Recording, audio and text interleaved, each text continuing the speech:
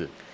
মানে উনি একটা জিনিস ঠিক বলেননি যে ডাক্তার আইনজীবীদের বেতন কাঠামো অনেক ভালো না, এটা ভুল কথা। না, বেতন হুমায়ুন না, ফ্রি আর্নিং। না, এটা তো আপনি ফ্রি আর্ন করছেন, অসংখ্য টিচার আছে আপনার চেয়ে বেশি আর্ন করে কোচিং, হ্যাঁ, কোচিং প্রাইভেটলি স্টুডেন্টদেরকে coaching। পড়িয়ে। কোচিং করে। সো আপনি যেটা করছেন এটা আপনার আইন ব্যবসা, আপনি কিন্তু ব্যবসা করছেন। আপনি একটা চাকরি খুঁজতে গেলে দেখবেন আপনার বেতন আসলে খুব ভালো হয় এটা না। কিন্তু এক্সাম্পলও দিয়েছে, আমার মা নিজে হ্যাঁ, ডাক্তার হ্যাঁ। হয়ে চিকিৎসা একদম, বা চিকিৎসক ডাক্তারদেরও হয়ে বা শিক্ষকতার পেশায় আছেন। ডাক্তারদেরও একই অবস্থা। এই আলাপ হয়তো আমাদের করা শুরু করা উচিত যে আমাদের সরকারি যে চাকরিগুলোর এন্ট্রির যে জব, তাতে এন্ট্রির যে পজিশন হয় সবার একই রকম বেতন হয়, এটা ঠিক না।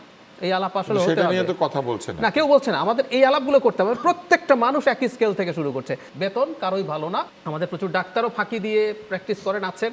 সংখ্যাটা সবাই মনে করে সবাই এরকম না, কিন্তু আছেন।